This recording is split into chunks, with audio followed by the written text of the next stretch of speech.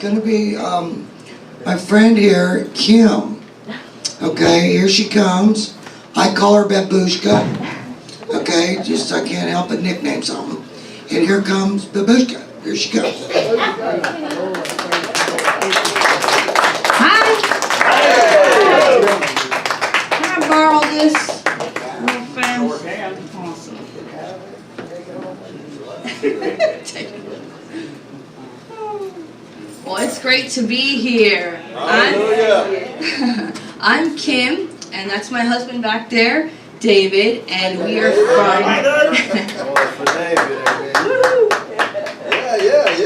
my better half. And we're from Tzur, Yisrael, Messianic congregation, and so the messages we're going to give you tonight are going to be from that perspective, from a Messianic Jewish kind of perspective. So hopefully something a little bit different for you guys here today. And my message is not really going to be kumbaya, philosophical, whatever. It's going to be very practical. How today we can be more unified today. So that's kind of what I'm going for here. And so basically what I wanted to discuss was how studying and sharing the Word of God in our communities affects our unity. This is a really important concept in Judaism, and that's why I'm bringing this up today. So God's desire is not for us to have uniformity of thought, but rather collective, diverse understandings that enable people to see God and our Messiah from all different sides. And as I look out here, we have a lot of different sides I can see of the Lord. Amen? Amen. So traditionally, religious Jews study in a place called yeshiva, which means to sit. Because you generally sit in a place of learning. This is also mentioned in the New Testament, where Paul says he sits at the feet of Rabbi Gamaliel. You remember that section there? So that's what that's referring to. And the yeshiva does not run lecture style like we're doing here today, where the rabbi or person talks and then the students basically just regurgitate what he thought on tests, right?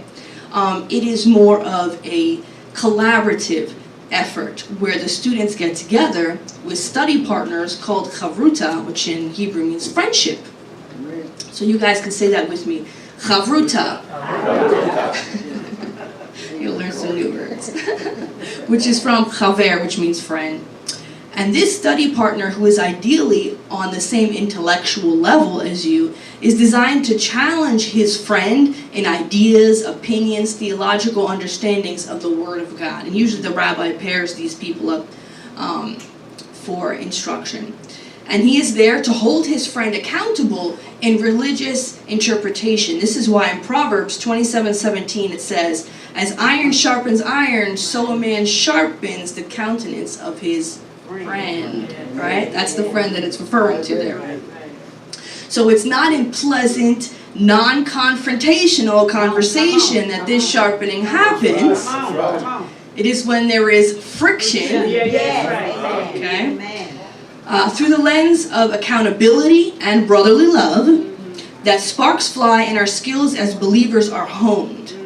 It is also why Paul says in 1 Peter 3:15 through 16, "But sanctify the Lord God in your hearts, and always be ready to give a defense to everyone who asks you for a reason for the hope that is in you, with meekness and fear, having a good conscience, that when they defame you as evildoers," which they do, "those who revile your good conduct in Messiah," which they do, "may be ashamed." The only way we get good at giving a defense is to actually practice defending our faith, right? And the congregation is generally supposed to be a safe environment to do that. So this is the Jewish way of yeshiva. Sadly, learning to defend our faith is a lost art in most Christian circles by and large. Choosing rather to focus only on topics that everyone can agree on. It makes believers weak and unprepared for the battlefield.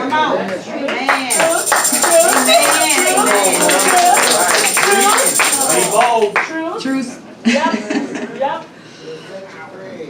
So, though maybe not as organized into clear study partners like the Jewish people do it, some of us do have those particular people that we share our religious and our theological thoughts from time to time. While others of us, sometimes introverts like me and David, for reasons of shame or embarrassment, fear, shyness, etc., prefer to study alone and to keep our thoughts to ourselves. I actually, and you know these people, you know them. Some of you are those people, right? You're afraid to share your thoughts because what if the person thinks you're crazy? Right? Sometimes you read the Word of God and you have these thoughts and you're like, but this seems a little off the beaten path, you know? Anyway, and I actually as a child had one of my childhood classmates, her father said something to me because I was shy as a child, and he said to me, shyness was the devil's way of keeping you from being who God wants you to be. It's something that has stuck with me for over 25 years.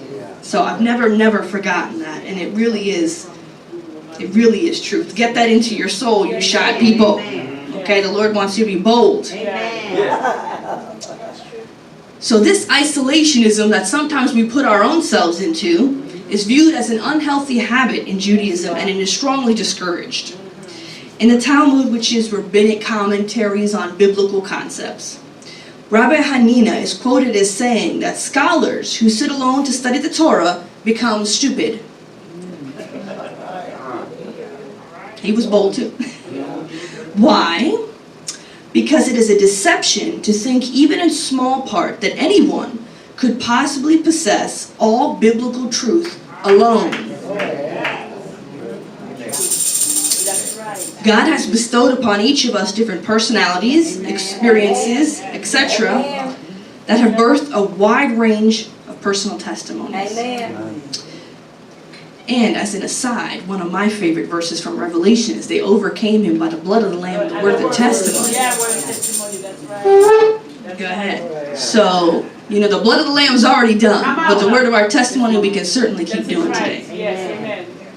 So each of us possesses some biblical truth, and we need each other in order to have a complete and full understanding of the Word of God. Therefore, the Torah's understanding of unity is one that elevates rather than eradicates differences. This diversity is partly what makes studying together essential for true unity. It says in Numbers 1, verse 2, "Raise up the head of the whole Israelite community." A famous Hasidic rabbi of the 1800s interprets this verse saying, "The reason for raising the heads is, as we have learned in the Talmud, this one's mind is not like that one's mind. God has apportioned each person unique goodness and life, for no two people are the same. Therefore it says, raise up the head, meaning each one has to be raised up in the appropriate spot, and through this, everyone in the right place will be seen to be special and unique.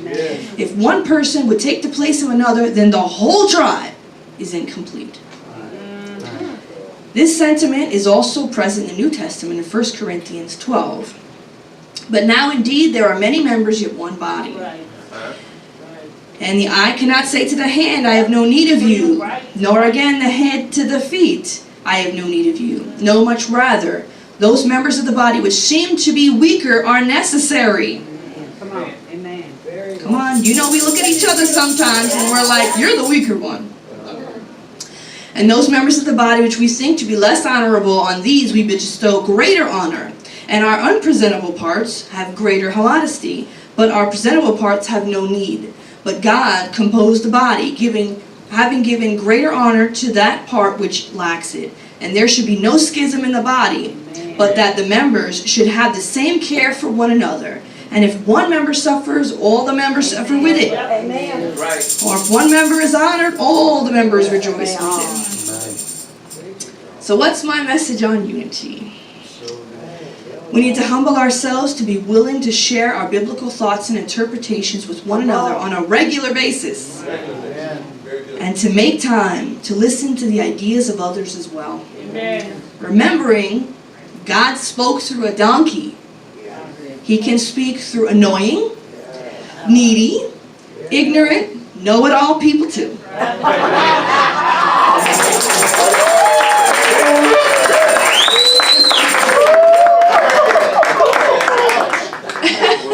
Ouch, right?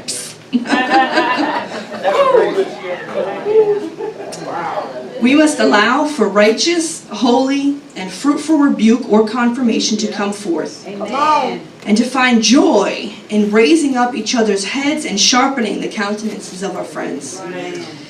Failure to do so will make us an incomplete, disconnected, weak, and disjointed body. The devil knows this as well, which is why he is so hell-bent on causing division and dislike amongst the community. And yes, I said dislike. Because sometimes the reason you can't stand someone Come on. is because God wants to use that person to bless you, and the devil will point out every flaw about them, so you no longer see the good in them, and in so doing never receive your blessing. Proverbs 14:1 says, "The wise woman builds her house, but the foolish pulls it down with her own hands." We must be builders of gateways of communication. We must have the Word of God on our tongues and in our hearts. We must make concerted efforts to engage each other in the study of the Bible for edification and for proof that we all feel and know that we have been heard. Yes. Talking about and debating about the Word of God encourages and reinforces right thinking and right theology. It also dispels arrogant, deceptive, and false theology. Forcing one another to defend their beliefs divides the wheat from the chaff, the goats from the sheep, and creates a healthier, more unified community because of it. It ultimately brings the dark into the light, where oftentimes the roots of bad teaching can be found, sometimes buried behind manipulation, bitterness, fear, hurt, pride, and misperception. Oftentimes these roots don't come to the surface until pressed.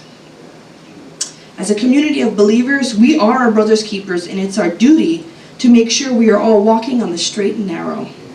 There is much we can learn from one another, and I leave you with one final quote from a Jewish book called Ethics of Our Fathers, which states, "Who is wise? One who learns from every man."